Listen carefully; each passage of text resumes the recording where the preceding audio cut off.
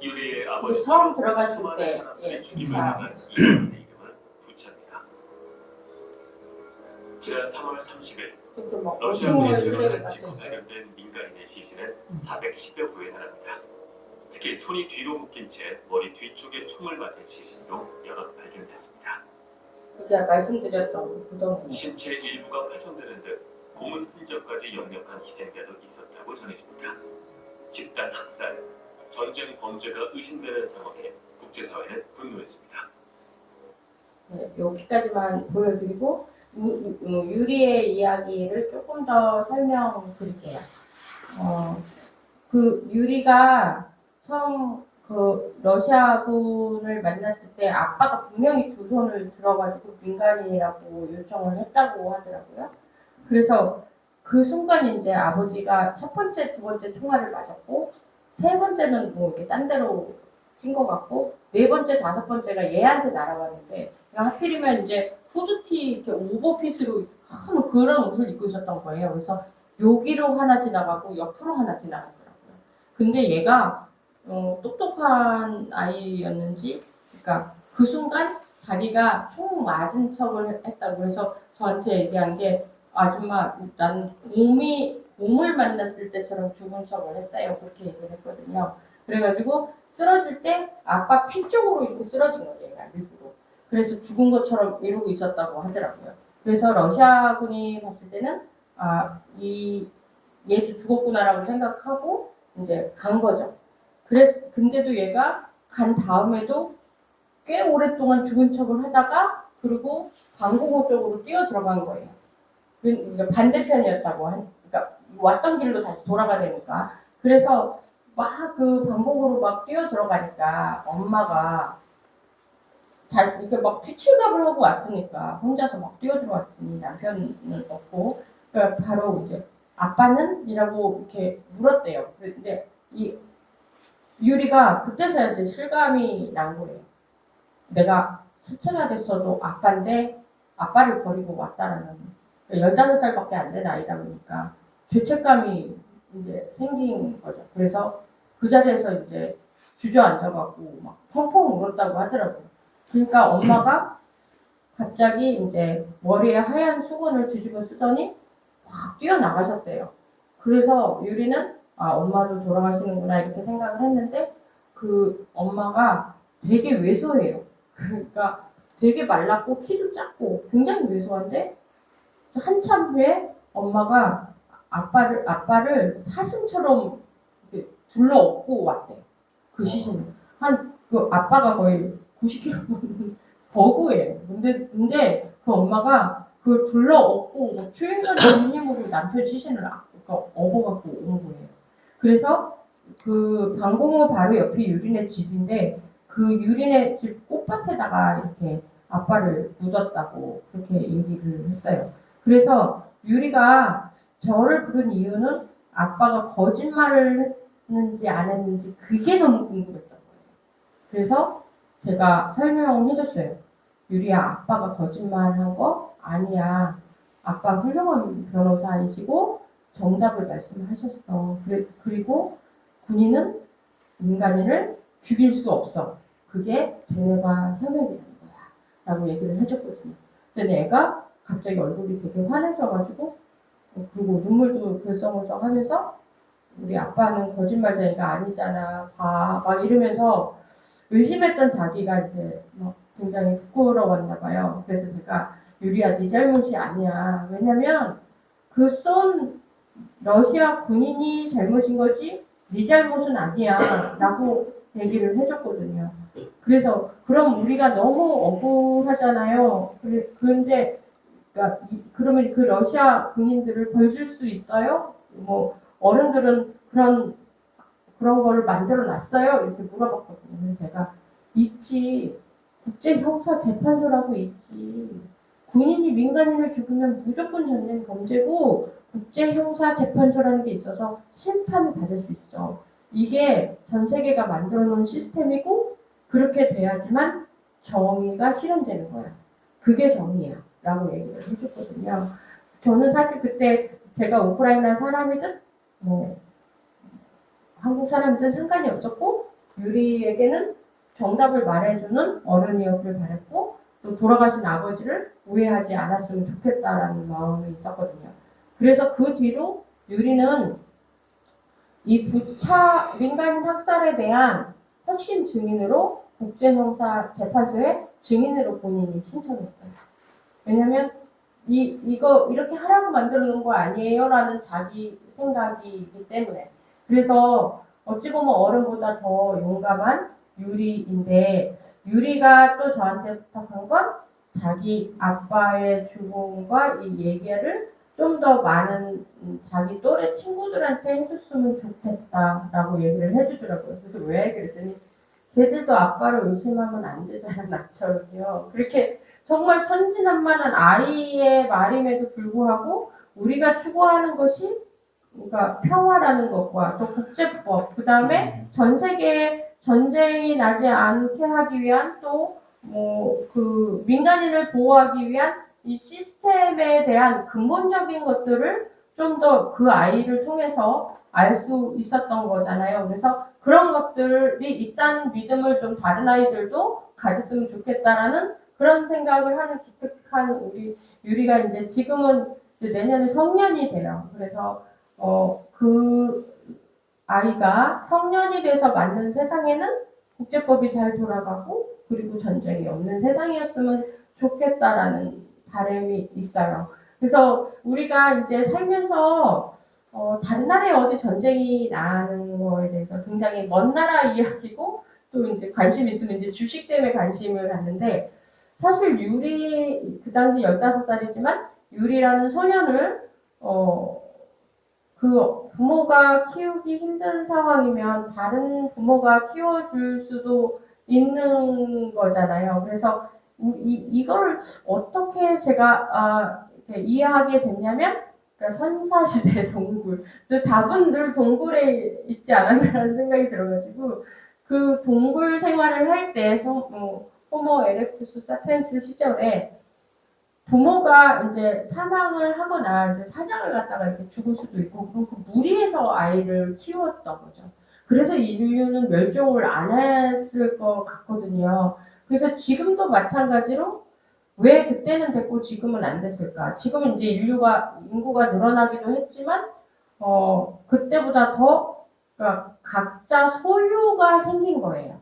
그러니까 동굴 시대는 다 같이 나눠 먹는 시대였기 때문에 그러니까 내가 더 많이 먹어야지 뭐 내가 더 많이 가져야지라는 게 없잖아요. 근데 지금은 각자 소유가 더 급한 세상이 됐고 소유물에 대한 소유욕이 강해진 시대이기 때문에 내 아들을 키워야지 왜 남의 아들을 키워라는 생각을 하는 거죠. 그래서 뭐 참교육이니 뭐 이런 학교 폭력에서 그 배경에는 그러니까 내 아들만 아들이라는 생각이 가장 문제인 거라고 저는 생각이 들거든요.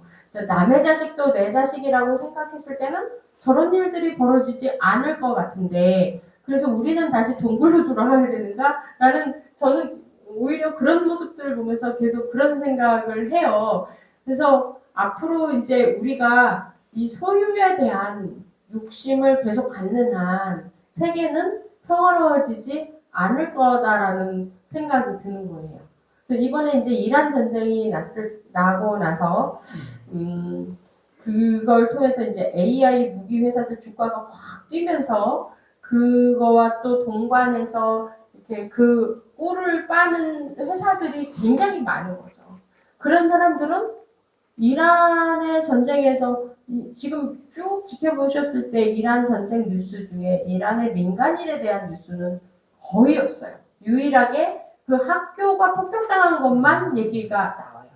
그래서 학교가 폭격당했던 그 사실은 이란 정부가 이렇게 어떻게 보면 프로파간다로 계속 이제 이렇게 읊어서 얘기를 하는데 전 둘 다 나쁜 거죠. 쏜 사람들도 쏜 미국도 나쁘고 이걸 본인들의 정권 유지를 위해서 저 아이들의 죽음을 얘기하는 것도 굉장히 나쁘다. 그러면 원칙은 무엇일까? 이 아이들이 죽을 수밖에 없었던 이 상황에 대한 진상조사 했는가? 안 했단 말이죠. 그러니까 전쟁은 모든 게 이게 그냥 뭉뚱그려진 않아. 어떻게 보면 합법적인 살인 면허를 받는 거잖아요. 우리가 현실에서 살인을 하면 굉장히 형법으로 엄하게 이게 처벌이 되는데 전쟁에서의 사람이 죽는 것은 왜 처벌을 받지 않는가? 아까 이제 저기 대담 때도 말씀드렸지만 그 수많은 미사일의 최종 목적은 무엇일까? 그 수많은 총들의 최종 목적은 무엇일까? 사람을 죽이기 위한 거죠. 사람을 죽이는 거.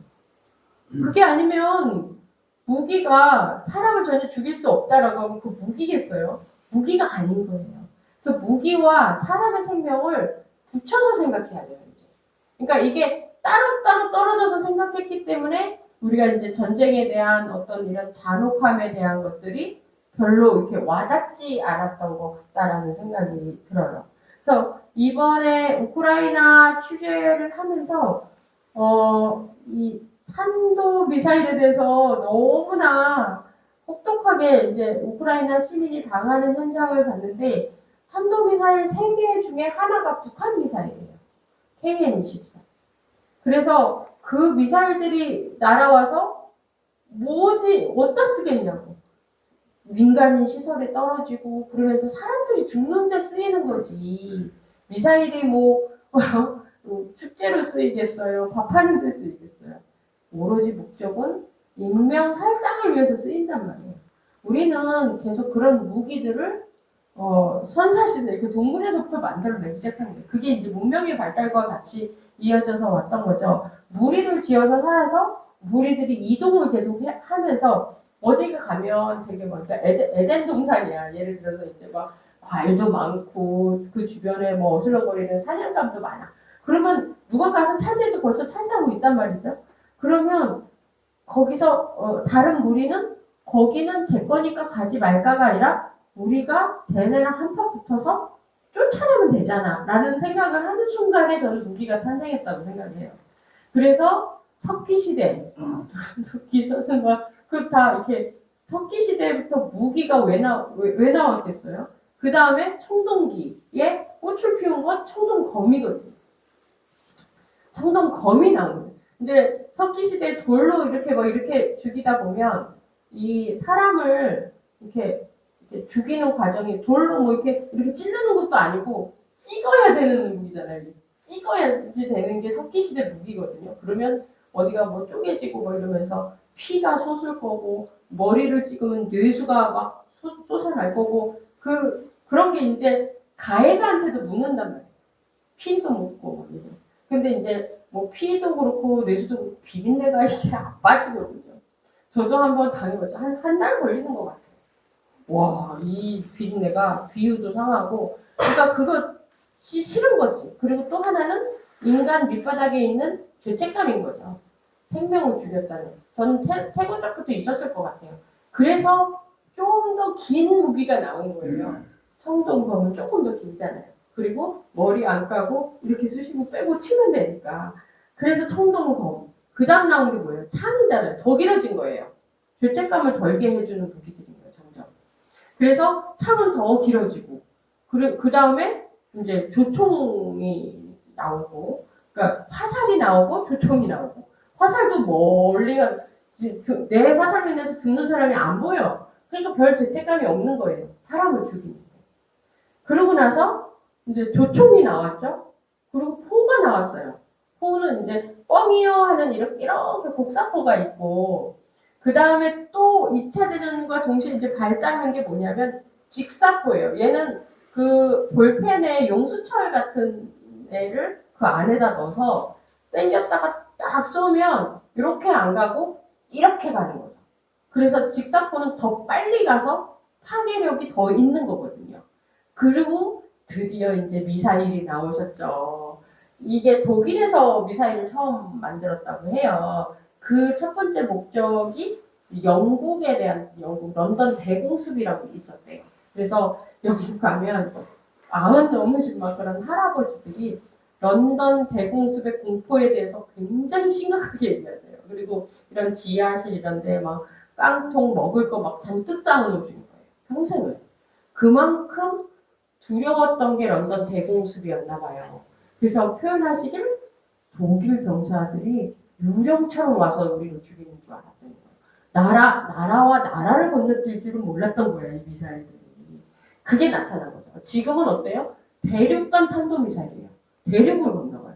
점점 멀어진 거예요, 이게 무기들이. 그러니까 우리는 앞에서 죽으면 금방 느낄 수 있는데 대륙간 탄도미사일 같은 그런 거리감으로 그 전쟁을 바라보기 때문에 실감이 안 나죠.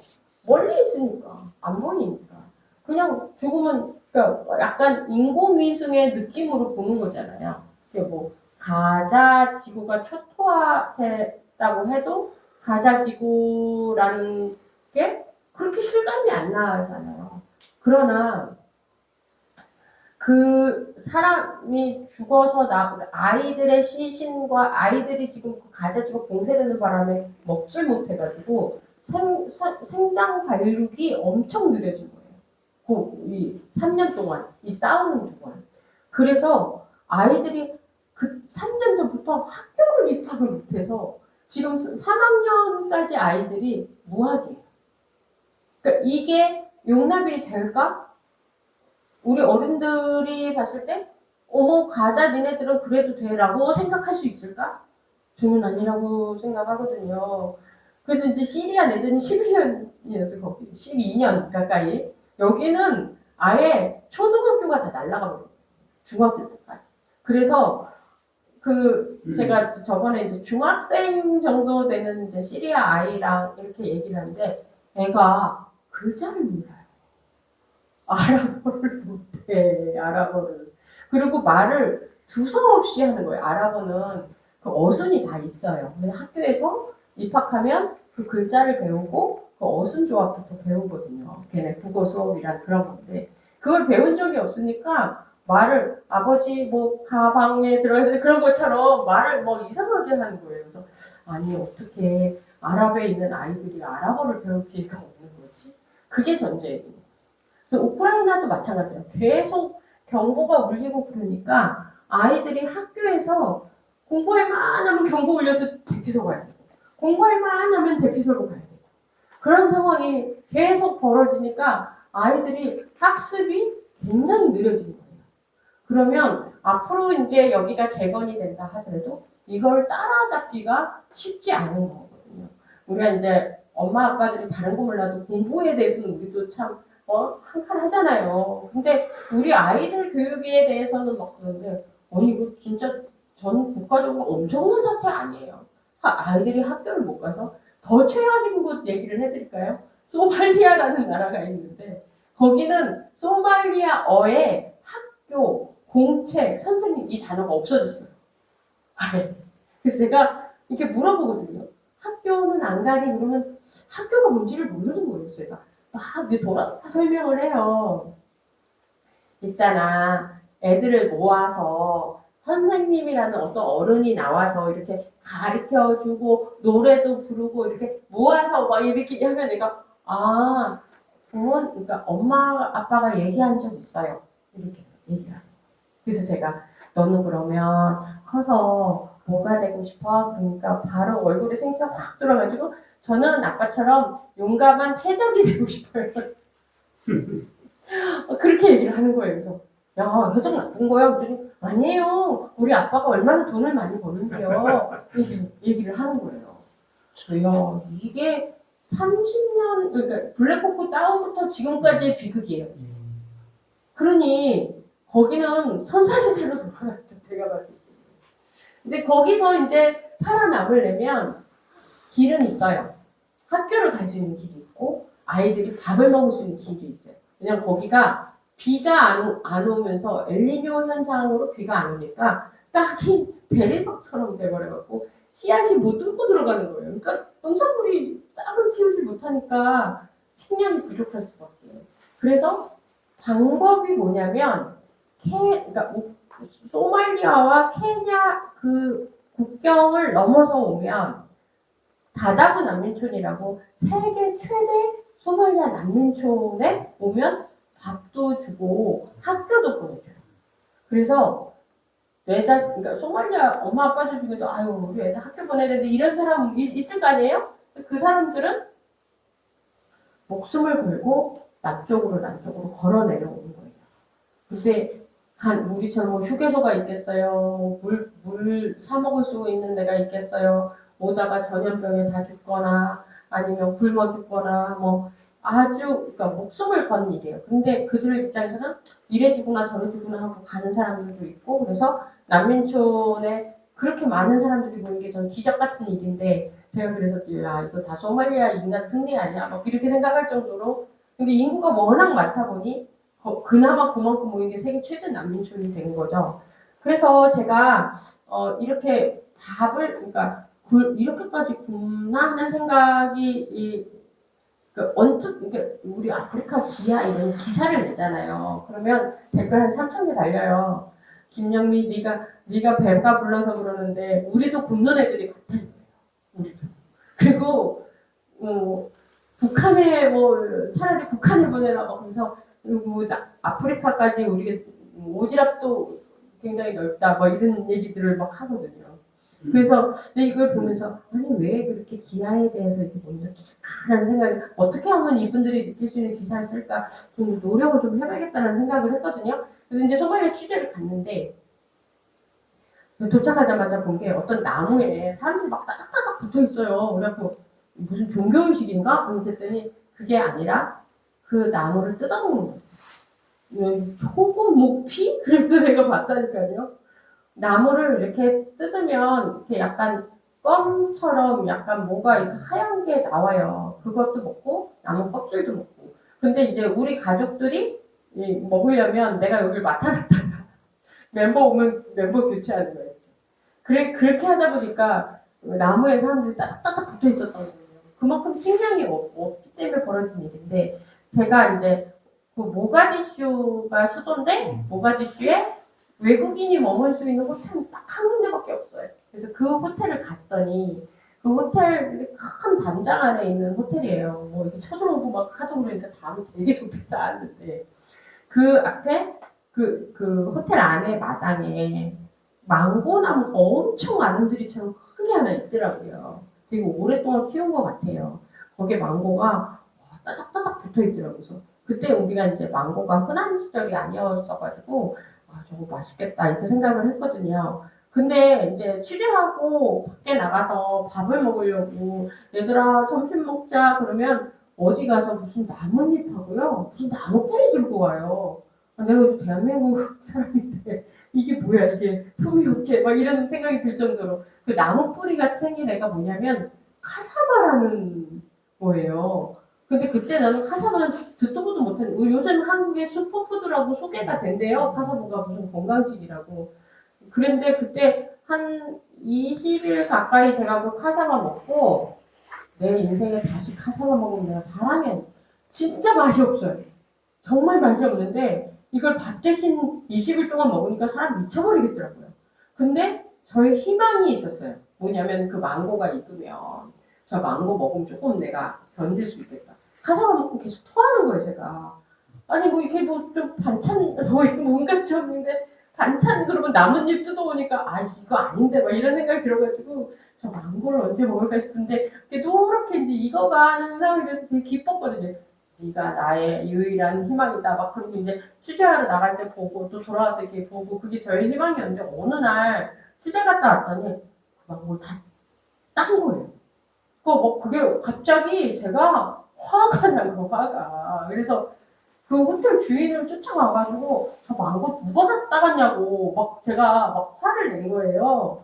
그랬더니 이 호텔 주인이 어이없는 표정으로 야 저 망고 나무 우리 거야? 네 거 아니야? 딱 그러는 거예요. 그래서 생각해보니까 내가 지금 카사바 먹다 미쳤구나.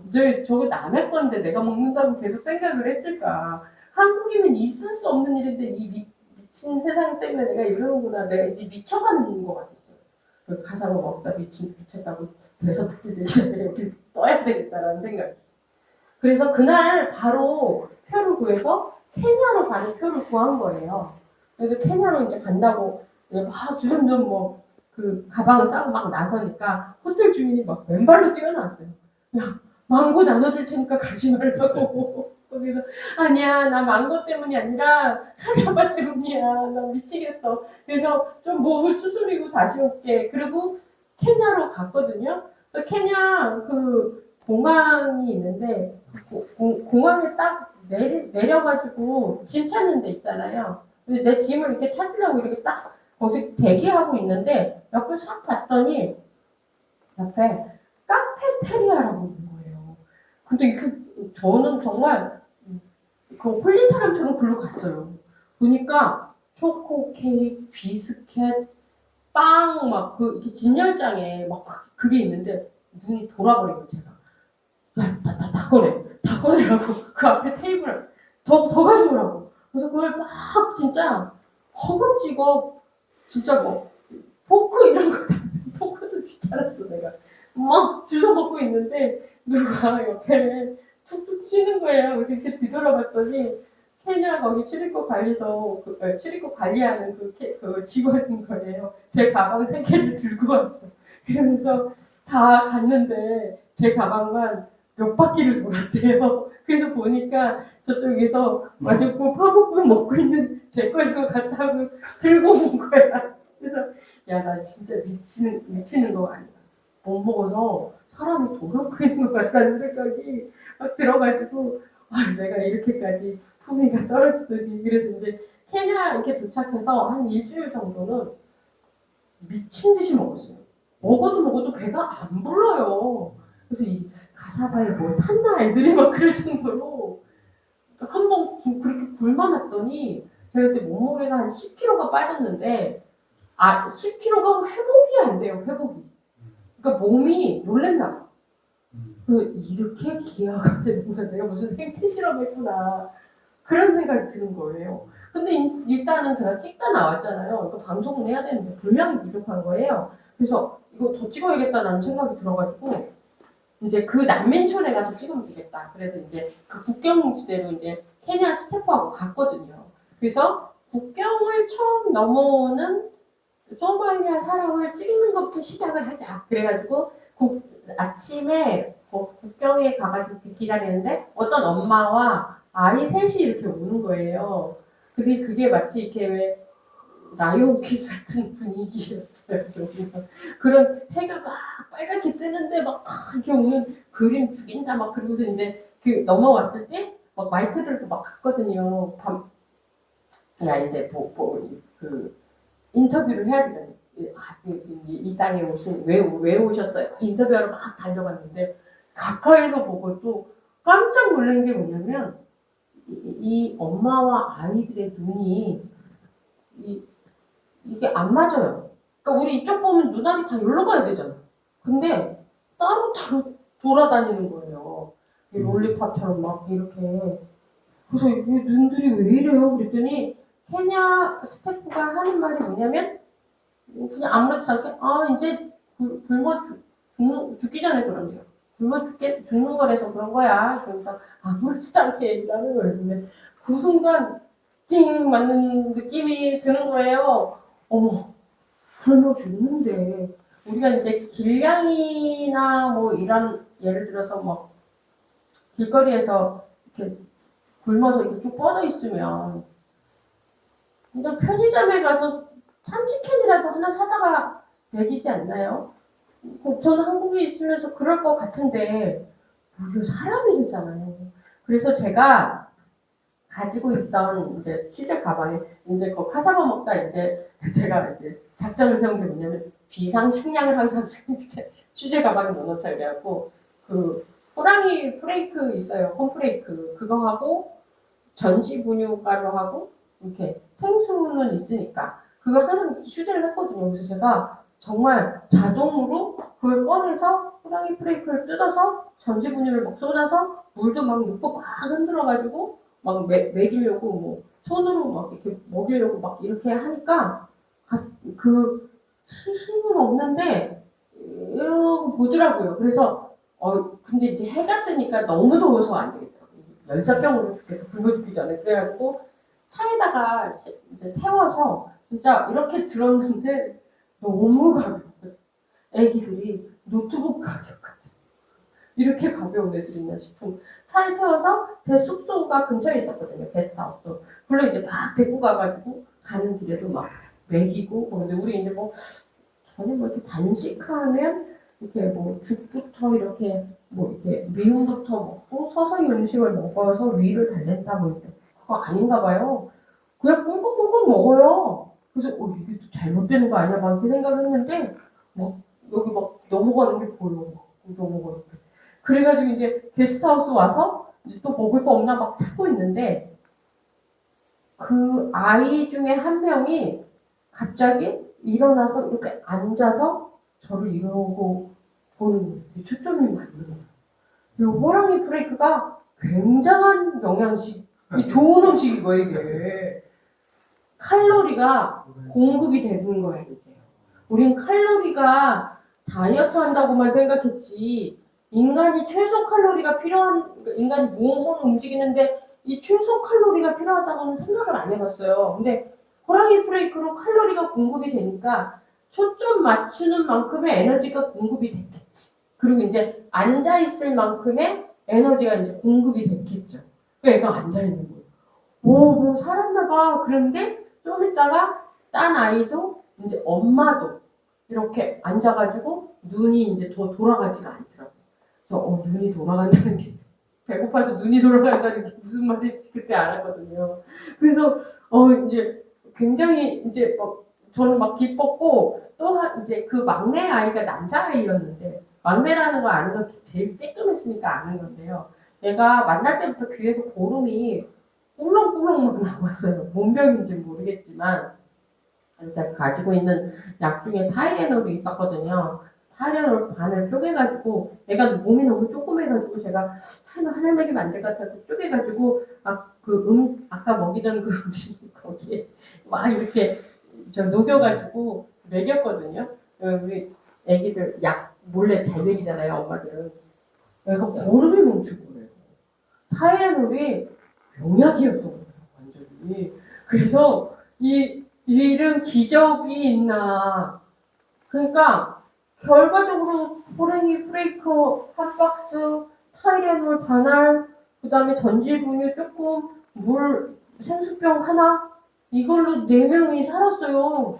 4명의 목숨이 살았어. 그래서 와, 이 정도도 사는데 우리가 암만 우리 한국에서 가난해도 이 정도는 나눌 수 있지 않을까라는 생각을 하게 된 거예요. 더도 말고 이 정도만 해도 목숨은 뺏기지 않겠구나라고 나름대로 이렇게 막 철학이 도가 트고 있는데 갑자기 엄마가 막 엄청 우는 거예요. 이 엄마가 막 그 아프리카 여인이 막 애절하게 우는 걸 이렇게 들으니까 막 나도 뭔지 모르지만 막 가슴이 찢어지는 듯한 통곡이었어요.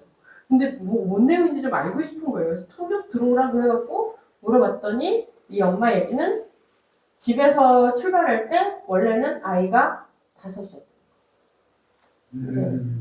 둘은 오다가 이제 죽었대요.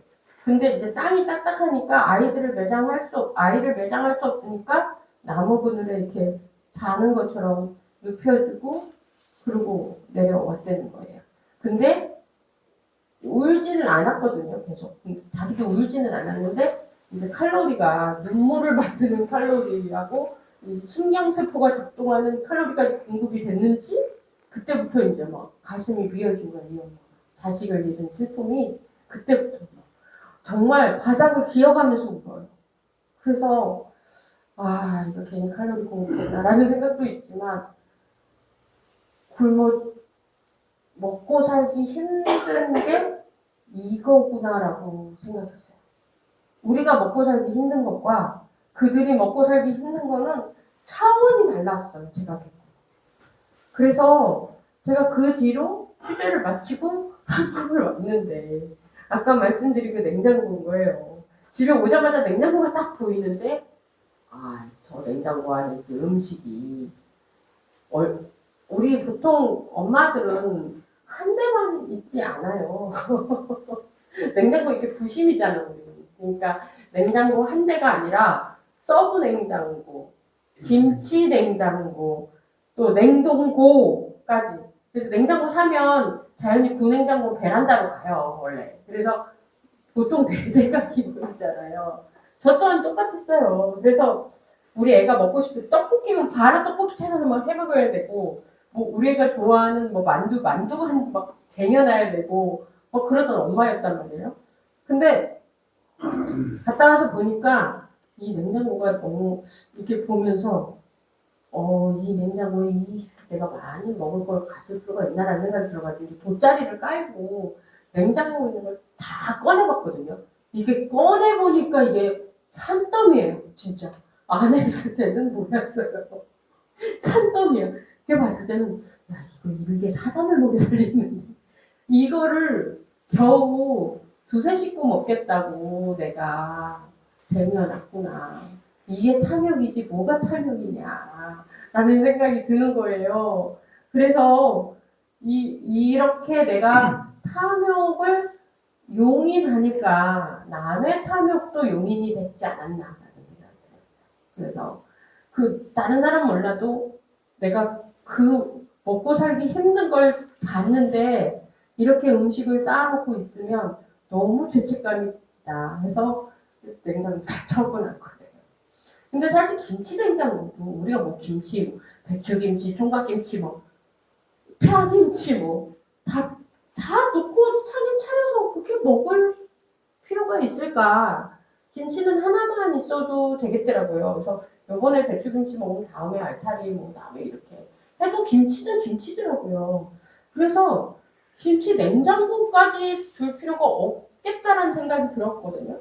근데 뭐 이제 김치 냉장고가 아니면 이제 김치 냄새 조금 나기는 하지만 그 안에 그냥 그 통에 하나는 되겠더라고요. 그리고 뭐 가능하면 이렇게 뭐 그럴 때 있어요. 뭐 콩나물 막 산 너무 많은 거예요. 그러면 보통은 저 냉장고에다 이렇게 묶어놨는데 그 다음부터는 옆집을 갖다 주기 시작했어요. 신선할 때 나누자. 그러니까 신선한 음식을 냉장고에 넣어갖고 안 신선하게 만드는 이것도 탐욕이다 라고 생각해서 그래서 확 다 바꿔버리는 게 그걸 보게 된 계기가 있었던 거예요. 그래서 이 탐욕이 모이면서 정말 그러니까 우리가 자기는 내가 얼마나 탐욕인지 그걸 그 그래프를 몰라요. 그래서 99채 가진 사람이 100채를 갖고 싶다고 하잖아요. 그게 뭔지를 알겠더라고요. 이게 중독이 되는 거예요. 탐욕의 중독이. 아무렇지도 않게 생각했던 내가 그때 이렇게 많은 음식을 쌓아놓고 살았던 내가 너무 미안하다라는 생각이 그러니까 그 굶는 사람들에게. 그러니까 우리는 사실 금방 뭐 여기는 이제 잘 모르겠어요. 서울 시내 살면 쿠팡으로 다음날 다 와요. 그리고 뭐 안 되면 뭐 새벽별 배송도 있고 정 안 되면 편의점이 24시간 있기 때문에 정 급하면 진짜 반찬거리 없으면 편의점 가서도 뭘 사다가 이렇게 만들 수가 있는데 맨날 뭘 사다가 쟁여놓고 얼려놓고 냉동실에 얼려놓은 거는 3개월 이상 가면 안 된대요 원래는. 근데 막 저는 거의 이거를 했어요. 10년 된 것도 있었어. 그래서 이렇게 살면 안 되는구나라는 걸 깨우친. 그래서 탐욕을 용인하지 말아야겠구나. 원칙이 있어요. 원칙이. 그러니까 탐욕과 탐욕이 아닌 것에 그 분명히 경계선이 있거든요. 그 경계선을 계속 끊임없이 내가 찾지 않으면 슉 넘어가 버리는구나 라는 생각을 하게 된 거예요. 그래서 옷도 마찬가지거든요. 옷이 우리 막 집에 티 같은 게 되게 이제 뭐 흰티, 먹기티 이런 거 되게 많았거든요. 저도 마찬가지로. 이게 계기가 된 게 뭐냐면 우즈베키스탄에 모카라는 그 밭이 있어요. 면. 그 순면을 하는 건데 그 옆에 그 어느 날 그 모카밭을 찍으러 갔는데 모카밭이 처음엔 아니었고 학교를 찍으러 갔어요. 학교 처음에 아이들 학교인데 학교가 텅 비었어요. 선생님도 없고 아이들도 없고 그래서 다 어디 갔어요? 다 모카 따러 갔대요. 선생님도 모카 따러 가고 애들도 모카 따러 가고 왜냐면 전 세계에서 패스트 패션이라는 게 생기기 시작하면서 면으로 된 소재가 불진하게 팔리면서 면이 이게 그러니까 막 기하급수적으로 필요해졌던 거예요. 그러니까 우즈베키스탄 같은 데는 이제 납품을 하려면 그 면을 그 모카를 따면 이제 사람이 가서 다 따야 되는데 노동법에 맞는 뭐 이런 사람들이 따다가는 안 될 것 같은 거지. 그러니까 막 애들까지 다 교장 선생님도 따고 있더라고. 목화박 하니까 애들도 보내가지고. 그러니까 아이들이 공부할 시간에 목화를 따게 했으니까 아이들 공부할 시간을 뺏은 이게 잘못이 있는 거잖아요. 근데 이 목화가 이렇게까지 많이 들어있는데 이 목화밭이 물이 어마어마하게 들어가는데 인근 호수가 다 말라버린 거예요. 물 부족 사태가 벌어진 거죠. 이제. 그렇게 해서 우리가 얻는 건 뭐냐면 면으로 된 티셔츠하고 면으로 된 옷인 거예요. 보통 이제 20대, 30대 아가씨들은 청바지 2, 30벌 입어요, 솔직히. 그게 다 면이거든요. 근데 이 파랗게 물드는 이 염료가 옛날엔 인디고라고 이제 이집트에 있어요. 근데 얘는 빨래 한번 빠져요. 그러면 얘를 화학 처리하는 게 있거든요. 그래서 아프리카 가면 그 청바지 공장들이 막 여러 군데가 있는데 나라보다 가면 애들이 거기서 그 염색을 해요. 근데 애들이 스머프야. 그래서 파란불이 같이 들어버린 거지. 그래서 와 이거 뭐 어른들 청바지 몇 개 더 입겠다고 애들을 스머프를 만들어나? 이런 생각이 드는 거죠. 그리고 목화밭에서 노동을 하는 아이들 뭐 이런 것들이 아니 그럼 면을 조금 입으면 해결될 문제인데 우린 계속 옷을 사서 옷장이 터져 나가는 거예요. 그래서 제가 그 스머프 사건과 그 우즈베키스탄 사건을 겪고 면으로 된 옷이나 이런 걸 가능한 오래 입어야겠구나 라고 하고 주변에 나눠주고 옷도 엄청 처분 재활용으로 다 때려 부었거든요. 그 재활용이 제3세계로 가는데 아주 못 쓰는 옷은 이제 쓰레기로 또 가요. 아프리카까지 가요. 근데 중동이나 이런 데 가잖아요. 그러면 그 옷을 또 팔아요. 가면 한국 옷들 막 이런 거 입고 어쩌다 보면 막 선거 때 뭐 선거 때 기호 1번 뭐 윤석열 막 이런 옷도 막 있어요. 근데 그런 거 막 요새 K 컨텐츠 막 그러니까 한국에 대한 그런 것도 있으니까 막 한국 그 옷이 굉장히 인기가 있거든요. 그래서 그다음부터는 제3세계 취재에 갈 때 그 옷을 안 가지고 가고 가서 그 재활용 옷을 입고 이제 주고 온 형식으로 제가 바꾼 거거든요. 사실 옷이라는 게 어르신 계시는데 이런 말씀 드려서 좀 그런데 우리가 나중에 가져갈 수 있는 게 아닌 거잖아요. 그래서 그게 그렇게까지 중요할까? 그러니까 라는 생각을 하는 거예요. 그래서 저는 조금 옷을 조금 그러니까 많이 못 사더라도 조금 오래 입고 뭐 좀 낡은 거 입더라도 그 면화밭에서 그 땡볕에서 막 울면서 목화 따는 게 힘들어요. 좀 꾸부정해야지 되고 이건 기계로 딸 수가 없대요. 왜냐면 이게 오염되기 때문에 그 순되게 그 목화가 오염되면 안 돼서 뭐 어느 날은 뭐 AI가 따면 뭐 어떻게 딸 수 있겠지만 그 돈을 벌어야 되는 그 아이들 그래서 학습권을 빼앗긴 그 아이들을 제가 받고 또 스머프가 된 그 아이들을 받기 때문에 나는 옷을 무조건 많이 사면 안 되겠다 이 생각이 드는 거죠.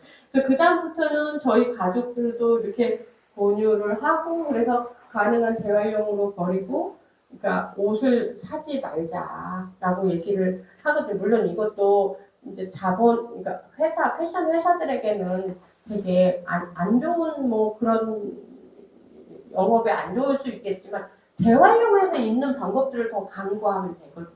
그래서 페트병으로 만든 구두가 인기가 있고 또 우리가 박스로 만든 이렇게 뭐 휴지심으로 만든 휴지이고 이런 것도 우리가 생각 있는 사람들 계속 이제 쓰려고 노력하잖아요. 그래서 자원은 유한한데 이게 이제 탐욕이 겹치게 되면 전쟁밖에 안 나는 거예요. 그다음부터. 그래서 영토 전쟁이 벌어지는 거예요. 부동산 끝판왕은 러시아 우크라이나 전쟁이다.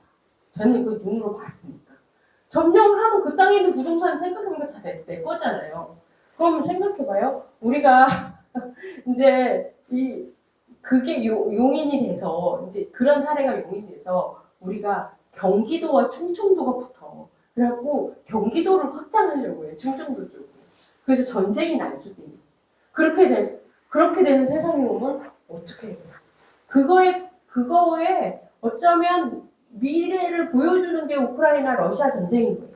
그래서 반드시 저 전쟁을 처음과 끝을 좀 보여드려서 이런 것들을 좀 간접 경험이지만 조금 더 직접 경험에 가까운 것들을 제가 보여드리고 싶은 거죠.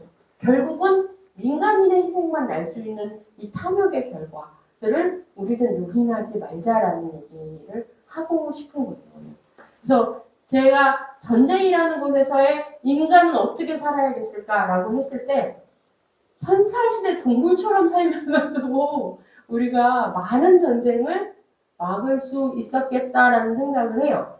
동물은 중재를 하고 이런 거 못 하거든요. 근데 사람은 중재를 할 수가 있어요. 그래서 전쟁이 나기 전에 중재를 하는 인간만이 할 수 있는 이 기능을 하자고 만든 게 유엔이에요. 유엔은 각 분쟁에 중재를 함으로써 미리 전쟁을 막아야 된다는 데 의미가 있는 거죠. 그래서 요즘 유엔 보면 조금 짜증나고 화나고 그럴 때가 되게 많은데 왜 본연의 역할을 못하는가? 유엔에서 지금 유엔에서 가장 그 핫한 건 뭐냐면 일자리 창출이에요. 유엔에 취업하면 억대 연봉을 받거든요. 그게 제일 관심 있는 주제라는 게 가슴 아프거든요. 그래서 앞으로는 유엔이 좋은 일자리라는 걸로만 받아들인다면 유엔 직원은 계속 무사 안일주의로 본인의 자리 보존에만 이제 공무원처럼 돼버린 거예요. 그래서 중재를 하지 않고 전쟁이 저렇게 계속되도록 아무 역할을 못하는 거예요.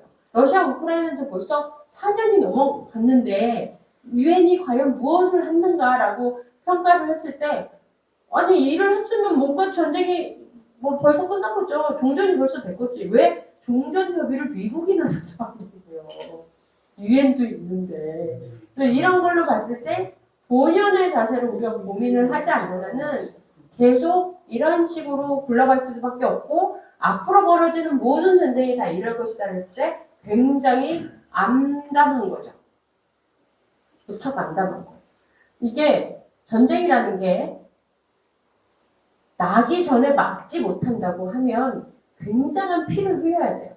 그 다음에라도 기회가 있는데 그건 뭐냐면 양측이 테이블 앞에 앉는 거예요. 이거부터가 전쟁을 멈추는 거에 기본적인 거예요. 그 중에 한 사례를 더 말씀을 드릴게요. 제가 아프가니스탄 전쟁 주제를 했잖아요. 이 탈레반을 제가 최초로 인터뷰를 하고 탈레반들의 생각을 듣고 그렇게 했는데 처음에 제가 탈레반을 만나겠다 했던 사람 다 미쳤다고 그랬거든요. 아니 그래서 탈레반 좀 사진 좀 가져와봐. 어떤 애가 탈레반이었는지 좀 찾아보자. 그랬더니 너 더 미쳤구나. 이래서 왜? 그랬더니 탈레반이 사진이 어딨어? 라고 하더라고요. 그래서 물어보니까 그들이 믿는 샤리아, 이슬람 원리주의는 그러니까 카메라로 사진을 찍으면 안 된대요. 그 계율 위반이라서 이거래요, 이거. 그래갖고, 진짜? 사진을 안 찍는단 말이야? 그렇다고. 진짜 그 탈레반 정부의 내각들의 사진이 하나도 없어요. 그래서 사진을 안 찍는 애들도 있구나. 그게 문화적인 충격이었는데, 그 다음에 제가 그 탈레반을 만나서 인터뷰를 할 때 직접 질문을 했어요. 왜 사진을 안 찍냐 그랬더니 사진을 찍는 건 이교도들이나 찍는 거고 신의 뜻에 반하는 거다. 그거는 이걸로 다스려야 된다. 그렇게 얘기를 하더라고요. 그래서 진짜구나. 확인을 한 거예요. 그래서 저는 그렇게 알고 있어요. 근데 이제 아프가니스탄 한 10년 되니까 이 미국이 지치는 거예요. 이제 여기서 철수를 하려고 쇼를 다 했단 말이에요. 근데 철수를 할 수가 없어요. 왜냐면 아프가니스탄을 전쟁에서 미국이 철수할 수 있는 거는 아프간의 치안이 보장됐다는 확신이 있어야 되는 거예요. 근데 탈레반 맨날 전투하고 난리를 치는데 10년이 돼도 그게 안 됐던 거예요. 그래서 미국이 생각한 건 뭐냐면 국방부 건물을 짓자라고 한 거예요. 그래서 국방부 건물을 지으면 뭔가 이렇게 테이프 끊고 이러면 뭔가 국방부가 번듯하면 뭔가 치안이 지어질 것 같은 그런 쇼맨십이라도 좀 해서 좀 빠지자라고 생각을 했던 거예요. 그래서 굉장히 많은 돈을 미국에서 의회에서 승인을 해서 그 국방부 건물 짓는 예산이 통과가 됐어요. 그래서 막 지었어. 근데 그 다음 해 위의회에 어떤 일이 벌어졌냐면 더 많은 추가 예산을 달라고 올라온 거예요. 아프간 국방부가. 그래서 아니 아프가니스탄에 무슨 얼마나 인건비가 비싸다고 이 국방부 건물 1년 동안 못 지은 거야 라고 하는데 다들 국회의원 상하원 의원들의 그 모습이 다 머리 위에 물음표 하나씩 떠 있어. 도대체 이해가 안 가는 거예요. 저도 이해가 안 갔어요. 그래서 아니 왜 건물이 안 지어지는지 이해가 안 돈은 그렇게 들어갔는데 왜 건물이 안 지어지지? 이해가 안 가서 직접 취재를 내가 해보고 막 그래가지고 이제 갔어요. 그래서 수도 카불로 가서 그 국방부 건물 짓는다는데 어디야? 그래서 이제 막 갔어요. 갔더니 약간 콘크리트 노출 콘크리트 같은 어떤 우리 왜 이렇게 그 수안보 리조트 부도난 것 같은 느낌의 뭐가 있긴 있어요. 그래서 이거를 콘크리트 친다고 1년 넘게 걸렸나 그렇게 보고 있는데 갑자기 어떤 트럭이 막 왔어요. 거기 보니까 아메리칸 스탠다드 변기와 세면된 거예요. 그걸 막 내려요. 그래서 아니 지금 이게 여기에 지금 설치하는 거고 아니 보니까 이게 그냥 노출 콘크리트인데 어디다 설치를 해? 근데 거기에 약간 반장님 같은 사람이 지도 같은 걸 이렇게 설계도 같은 걸 갖고 오더니 어디 이렇게 지시를 하더라고요. 그러니까 인부들이 확 달려와서 거기 지시한 위치에다 그걸 다 갖다 놓더라고요. 그래서 이게 왜 저기다가 갖다 놓지? 이게 나 솔직히 뮤직비디오 찍는 줄 알았어, 진짜. 이게 아메리칸 스탠다드 뭐 찍나 뭐 이렇게 생각할 정도로. 그래서 그 트럭에 있는 것들을 다 내려놓더라고요. 그럼 트럭은 갔어요, 빈 트럭으로. 그래서 아니 저 많은 걸 저기다 놓고 이거 뭐지 하고 이제 저는 이제 어리둥절 둥절하고 있는데 좀 있다가 그 트럭 말고 또 딴 트럭이 왔어요. 그리고 가서 그걸 담어. 순식간에 알았죠. 아, 당근에 나왔구나 벌써 이게. 당근에 나온 거야. 그리고 실어서 가서 시장이 풀린 거지요. 파는 거야, 파고. 그러니까 그동안 모든 건축 기자재가 다 그랬던 거야. 그러니까 이게 순서대로 우리 해야 되잖아요. 콘크리트 하면 그다음에 전기공사. 근데 그게 아니라 오는 족족 팔렸던 거예요. 뭐 페인트가 오면 페인트가 이제 좀 이따 내려놓고 또 딴 트럭이 와서 가져가고. 왜냐면 갖다 놓고 사진은 다 찍어서 서류는 완벽해요. 회계 서류. 국방부 건물 짓는 거가 하나도 부패가 없어 서류는. 심지어 제가 뉴욕에 있는 아는 회계사한테 그 서류를 검토해달라도 완벽하다는 거예요. 완벽할 수밖에 갖다 놓은 것까지 사실이니까.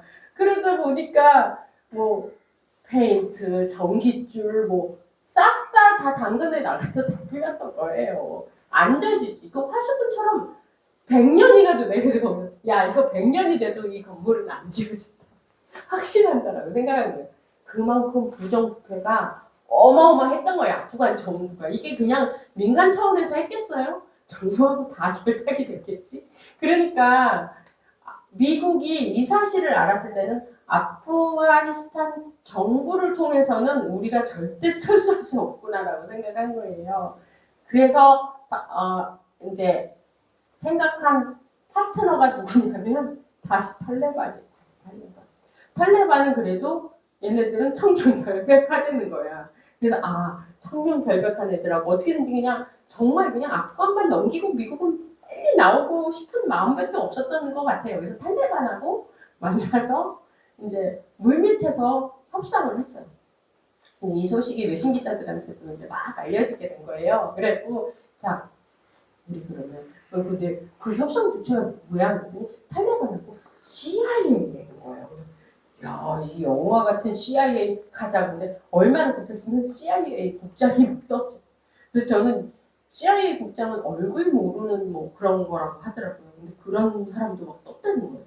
그래서 야, 급하긴 급했구나. 막 그러고 한 6개월간을 물밑에서 막 협상을 한 거예요. 근데 그러니까 이 탈레반 애들이 막 무슨 이제 우리가 뭐 이렇게 망토 같은 거 걸치고 약간 수염 이러고 두고 붙이고 막 그런 애들이 막 왔다는 거예요. 근데 뭘 어떻게 했는지 모르지만 물밑에서 협상을 했다니까 비공개니까. 그래서 우리가 막 주변에서 어떤 입장을 물어보고 막 이러는 그 와중에 6개월쯤 됐을 때 갑자기 트위터에 탈레반 대변인이라고 있어요. 얘가 트위터를 띄운 거예요. 지금 미국 니네가 만나는 탈레반은 가짜다. 그러니까 이게 신분증이 있는 것도 아니고 그 옷만 입었다고 탈레반이라고 생각을 한 거예요. 그래서 이 탈레반 대변인은 확실히 우리가 알아요. 자비울라라는 이름에 우리가 이제 기자들과 탈레반의 하나의 이렇게 말하자면 루트거든요. 그래서 자비울라한테 막 연락을 하는 거 진짜 가짜냐니까 가짜라는 거예요. 그래서 그럼 쟤들 뭔데? 사기꾼? 뭐 이거 끝난 거야. 그럼 미국 CIA는 뭐 한 거야? 뭐 그런데 미국도 대단한 게 가짜다. 그러니까 리트윗을 한 거예요. 답들을 달았어요. 그래? 그럼 진짜 탈레반? 지금 우리 만나. 당장 만나. 이렇게 올린 거예요. 그래서 진짜 탈레반과 공개적으로 이제 미국이 만나는 이게 현실화된데 아프간 정부가 난리가 난 거예요. 니네 못 만난다. 왜냐면 그렇게 되면 정권을 준다는 얘기인데 아프간 정부는 바보겠냐고요. 그때 뭐 카르자이 막 거기서 난리가 난 거죠. 그래가지고 그때 카타르가 쓱 나타나더니 그럼 아프간에서 하지 말고 우리 땅에서 해. 그런 거예요. 탈레반이 그때 그 카타르 도하에 탈레반 연락 사무소를 만들게 됐어요. 그때 처음 탈레반 깃발이라는 것도 봤거든요. 그리고 거기가 영어로는 탈레반 엠버시야. 뭔가 그래가지고 왜 엠버시는지 모르겠지만 탈레반 엠버시라고 부르니까 뭔가 대사관이라고 해야 되나 뭐 이런 거예요. 드디어 이제 진짜 탈레반과 걔들이 말하기를 평화 회담이라고 불렀어요. 그래서 평화 회담이 있는 첫날 카타르 도하의 어떤 호텔이었거든요. 근데 이제 전 세계 외신기들 다 온 거죠. 그래서 이제 저는 솔직히 말하면 이거를 한들 한국에서 알아주지도 않고 솔직히 말하면 뉴스 꼭지도 나갈 그럴 소재가 아니에요. 한국은. 그렇지만 탈레반의 이 과정들을 그래도 한 사람은 좀 팔로우를 해야겠다 그래갖고 저는 이제 꾸역꾸역 이제 도하를 간 거죠. 첫날. 그래서 이제 거기 이제 외신 기자를 모여서 야 우리가 미국 대표단을 찍을 수 있는데 탈레반은 이거래. 그래서 못 찍는다. 그래서 카메라 기자들도 소리 안 나게 셔터로 하고 우리도 뭐 고프로를 몰래 달까 막 이러고 막 그렇게 했거든요. 그래서 이제 첫 번째 이제 미국 대표단이 막 왔어요. 카메라 플래시가 막 터지고 이제 그럼 대표단이 이렇게 그 호텔 측 그 앞에 이렇게 약간 거기서 기념사진을 찍어요. 그래서 그 포토존이라고 하거든요. 포토존 딱 쓰면 이제 기자들도 팍팍팍 찍고 막 그러고 이제 들어가는 거예요. 좀 있다가 탈레반 대표단이 온 거예요. 그래서 탈레반 대표단이 막 왔는데 이건 못 찍는다고 하니까 우리는 막 이렇게 눈치 보고 있는데 그 망토를 찍은 막 하얀 막 이렇게 탈레반 옷 그렇게 잘 입은 거 처음 봤어요. 그 전까지는 막 산에서 돌아다니고 꾸정mol래 막 그런 시꺼먼 옷만 보다가 그런 뭔가 이렇게 눈부신 옷을 입고 이렇게 쓱 오더니 포토존에서네. 그리고 찍으려는 건가? 막 싶어서 이렇게 누가 하나 탁 찍는데 가만히 이렇게 포즈를 취하더라고요. 그래서 찍으려나 보다 막 찍은 거예요 우리가. 그리고 이제 회담하러 갔어. 그리고 이제 회담이 끝나고 나올 때 마이크 들고 무조건 이거는 알아봐야 될 거예요. 회담이 어떻게 됐냐 뭐 이런 거 미국 대표단이라서 잘 됐다 뭐 이렇게 해서 우리는 좀 긍정적으로 본다 뭐 그리고 이제 탈레반 대표단이 딱 나왔을 때 우리가 이렇게 근데 제가 첫 번째 질문했거든요. 탈레반은 사진을 찍으면 안 된다고 알려줬는데 오늘 어떻게 이렇게 찍혔냐 진짜 탈레반이시냐 이렇게 질문을 딱 했더니 딱 얘기하면서 니네들이 그런 의문을 가진 거는 당연하다 그러면서 하는 얘기가 왜냐면 이 사람들은 반말을 해. 물론 이제 그 말이 반말이라는 건 별로 모르지만 우리가 미국과의 협상을 했던 진짜 탈레반이 나는 뭐 소마트라 누구누구다 막 이렇게 얘기를 다 하면서 우리가 사진을 찍을 수 있는 이유는 파트화를 받았기 때문이다.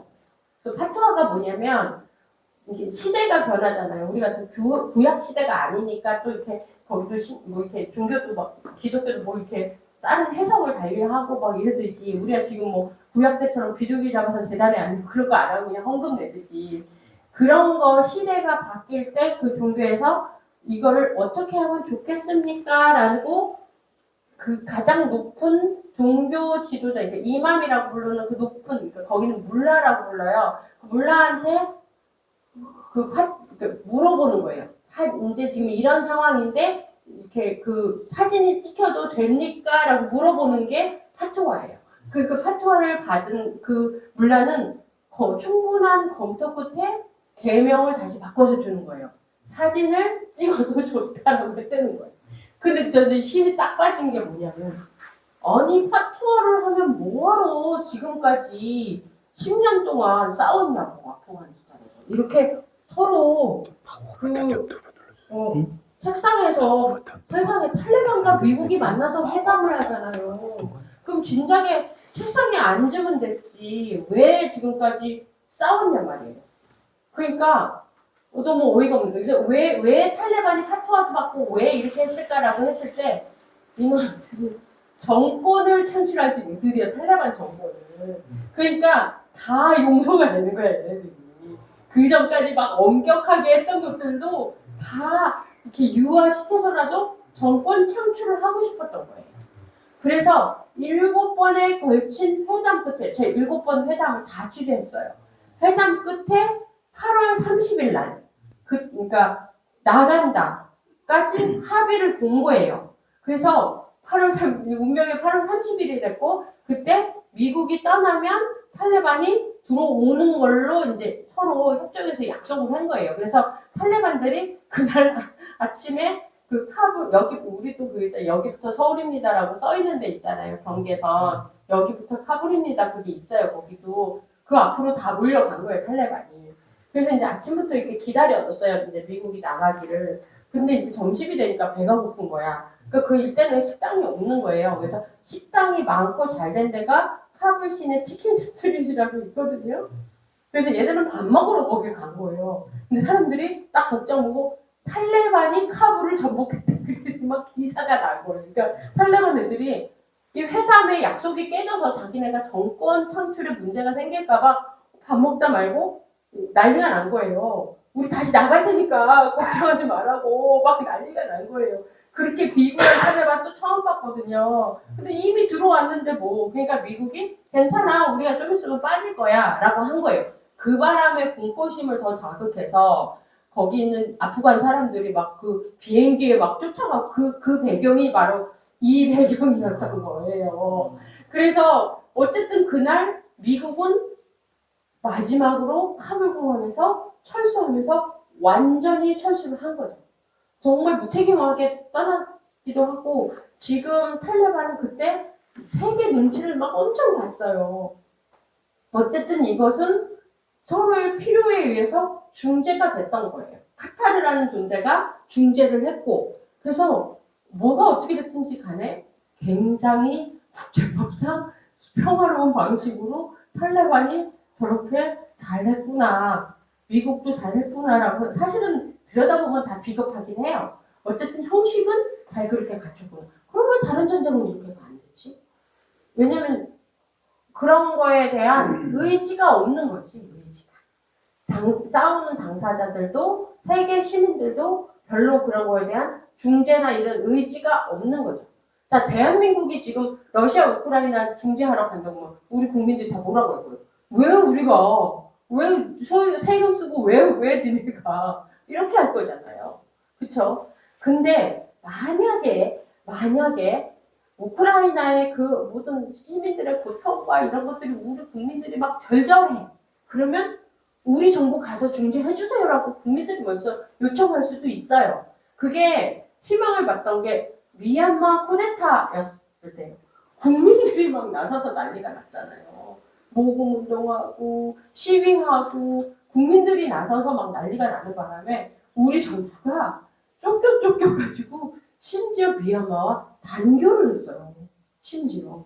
그리고 당시 문재인 대통령이 그 페이스북에 미얀마 군부에 대한 비난을 거기에다가 이제 실었고, 전 세계 유일하게 프레지던트급이 처음이에요. 그렇게 세게 강도 있게 말하니까 미얀마 군부가 직선을 못하잖아요.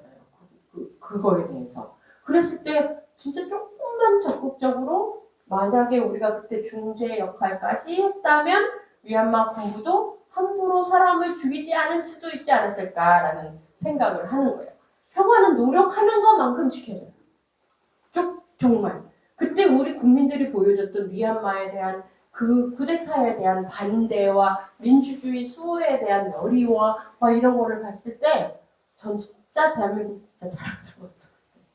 그래서 외신 기자들이 저한테 묻는 게 뭐냐면 얘네 미얀마하고 같은 민족이야. 그런데 왜 한국이 이렇게 난리야? 라고 얘기를 해서 광주에 대한 이야기를 해줬고 민주주의를 이 국가를 오기 위해서 우리 국민들이 지금까지 쌓아왔던 거 경제, 사회, 뭐 모든 것들에 대한 노력들 그게 우리 국민들 가슴에 맺혀 있는 거여서 어찌 보면 데자뷰를 본 것 같은 느낌을 미얀마에서 받지 않았을까라고 난 생각한다. 그러니까 외신들이 다 이해를 못할 정도로. 그만큼 우리는 현대사를 겪어와서 아팠던 그 많은 것들이 국민들에게 평화의 어떤 하나의 씨앗들은 여전히 되어주고 있는 희망이 있구나라고 느꼈던 거예요.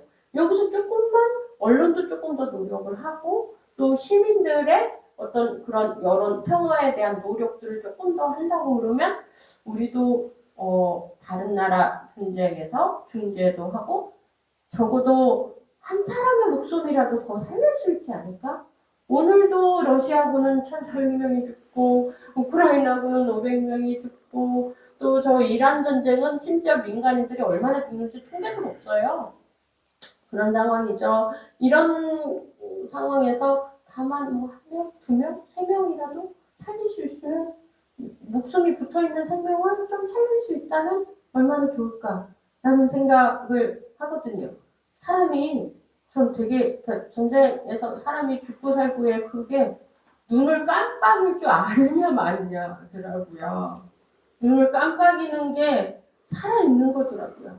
이 사람이 눈을 계속 깜빡여야 되는데 못하는 거죠. 사람 이렇게 함부로 못 죽이는 게요. 사람 죽이려 이렇게 나는 눈을 깜빡이는 사람 이렇게 살인범들 죽이기가 쉽지 않아요. 대부분 눈을 감고 찔러서 난자한다고 하더라고요. 그래서 눈을 깜빡이고 있는 우리 그러니까 이 세계에 있는 다른 사람들 그런 사람들 조금 더 살릴 수 있는 게 무엇일까라는 고민은 계속 해야 되고 그게 시민사회에서 할 수 있을 때 가장 정확한 답이 나오지 않을까라고 생각해요. 왜냐하면 민간인이 당하는 거니까.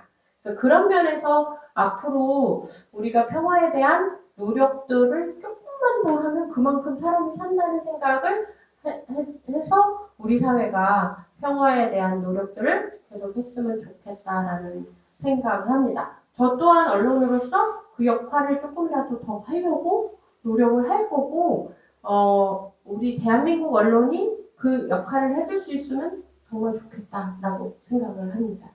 제가 더 많은 27년간의 그 많은 경험들을 다 오늘 드릴 수는 없는데 요 정도의 제가 압축해서 말씀을 드린 거예요. 그래서 제가 사실 글을 써서 보낸 거에 대한 거는 좀 무기 산업에 대한 이야기를 조금 더 썼어요. 그래서 보시면 얼마나 많은 세계의 무기 산업의 탐욕들이 우리의 평화로 가는 행보를 가로막고 있는지에 대해서 좀 더 보실 수 있으실 거예요.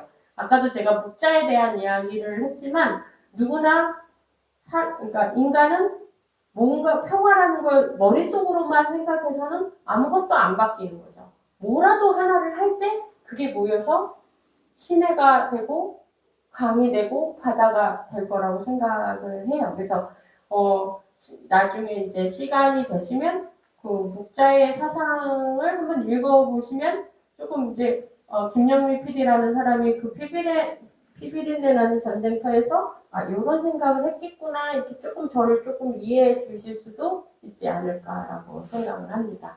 오늘 강의는 여기까지만 할게요. 네, 감사합니다.